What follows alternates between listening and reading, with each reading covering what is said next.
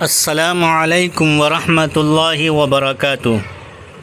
Students, آج ہم بات کرنے والے ہیں آپ کے درسی کتاب کے لیسن نمبر 5 کے چیپٹر 7 کے سلسلے میں 7 کے بارے میں۔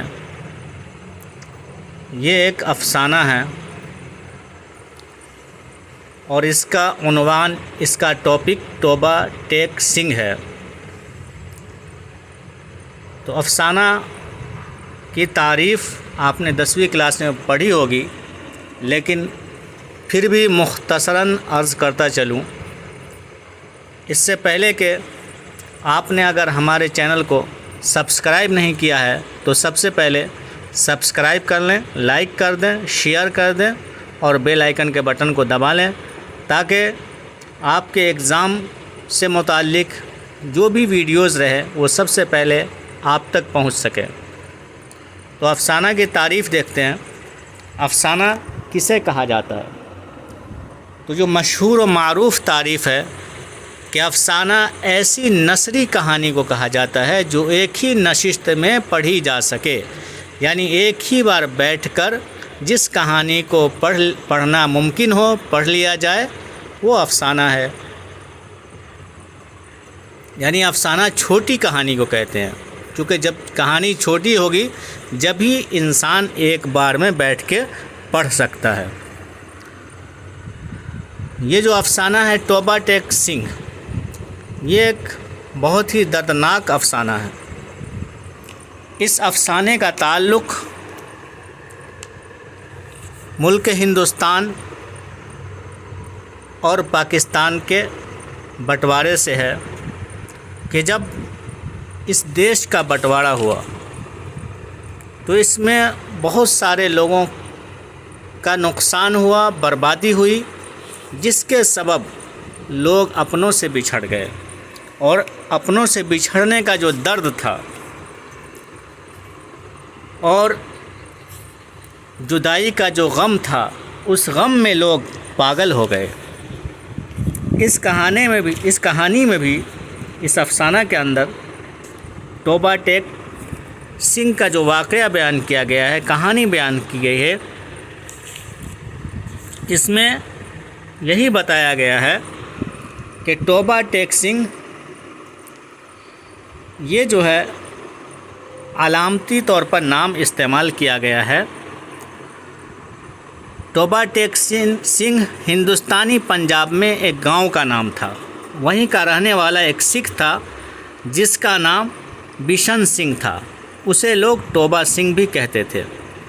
بشن سنگھ کو اپنا گاؤں اور رشتہ داروں کی یاد برابر آتی تھی، خاص طور سے اس کی بہن روپ کور جو اس سے بچھڑ گئی تھی۔ اپنے خاندان اور بہن کی جدائی کے کرب میں وہ سوچ سوچ کر پاگل ہو گیا تھا، اور اس وقت لاہور کے پاگل خانے میں 15 سالوں سے رہ رہا تھا۔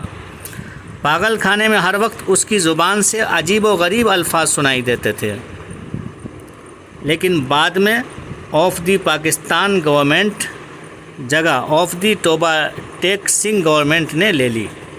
وہ پاگلوں سے ہر وقت یہی پوچھتا رہتا کہ توبہ ٹیک سنگھ کہاں ہے، جہاں کا وہ رہنے والا ہے، لیکن کسی کو معلوم نہیں تھا کہ وہ پاکستان میں ہے یا ہندوستان میں۔ توبہ ٹیک سنگھ افسانے کی یوں تو کئی پہلو ہیں، لیکن مرکزی پہلو تقسیم ملک کی الجھنیں ہیں۔ افسانہ میں اسی نقطہ کو مرکز بنا کر دو باتوں کی طرف علامتی طور پر توجہ دیا گیا ہے۔ پاگل خانے میں پہلی قسم ان پاگلوں کی ہے جو اپنے نفع نقصان کا سیدھا حساب لگا رہے تھے۔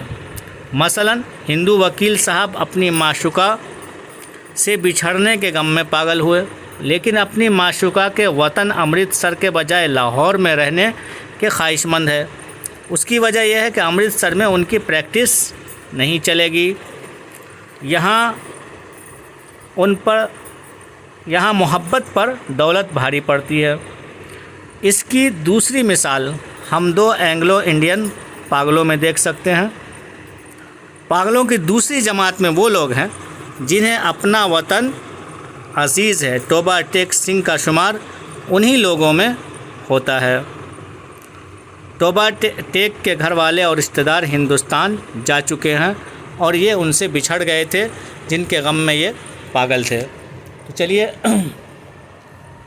جیسا کہ عنوان ہے افسانہ توبہ ٹیک سنگھ اور اس کے افسانہ نگار ہے سعادت حسن منٹو، اور آپ کے سامنے ہے معروضی سوالات و جوابات یعنی آبجیکٹیو کوسچن آنسر۔ تو پہلا کوسچن دیکھتے ہیں۔ سوال ہے سعادت حسن منٹو کی پیدائش کب ہوئی؟ یہ اس افسانہ کے افسانہ نگار ہے، تو اس کا جواب ہے 11 مئی 1912 عیسوی کو۔ اگلا سوال ہے سعادت حسن منٹو کی پیدائش کہاں ہوئی؟ تو ان کی پیدائش لدھیانہ میں ہوئی۔ سعادت حسن منٹو کی پیدائش لدھیانہ میں ہوئی۔ اگلا سوال دیکھتے ہیں۔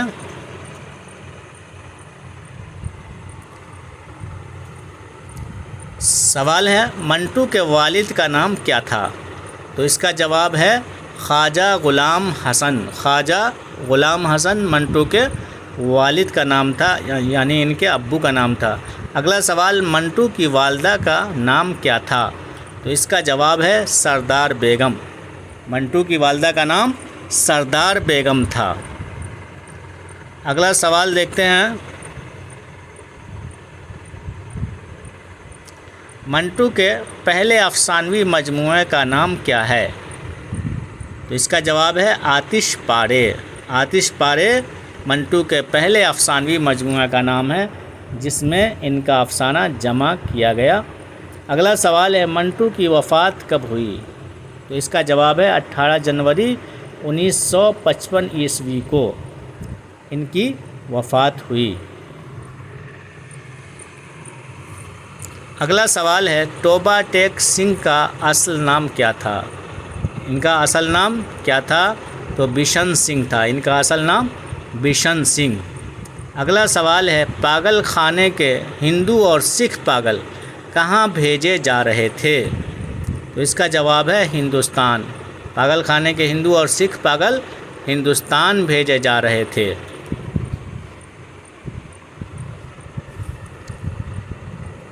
اگلا سوال ہے توبہ ٹیک سنگھ کس شے کا نام ہے؟ یعنی کس چیز کا نام توبہ ٹیک سنگھ ہے؟ تو یہ ایک پاگل کا نام ہے جو وطن سے بچھڑنے کی وجہ سے پاگل ہو گئے تھے۔ اگلا سوال اس پاگل کا نام بتائیے جس نے اپنے متعلق محمد علی جناح ہونے کا اعلان کیا۔ اس پاگل کا نام کیا تھا؟ اس کا جواب ہے محمد علی۔ اس پاگل کا نام محمد علی تھا۔ اگلا سوال پیڑ پر چڑھے پاگل نے کس مسئلے پر تقریر شروع کر دی؟ پیڑ پر چڑھے ہوئے پاگل نے کس مسئلے پر تقریر شروع کر دی؟ تو اس کا جواب ہندوستان اور پاکستان کے مسئلے پر۔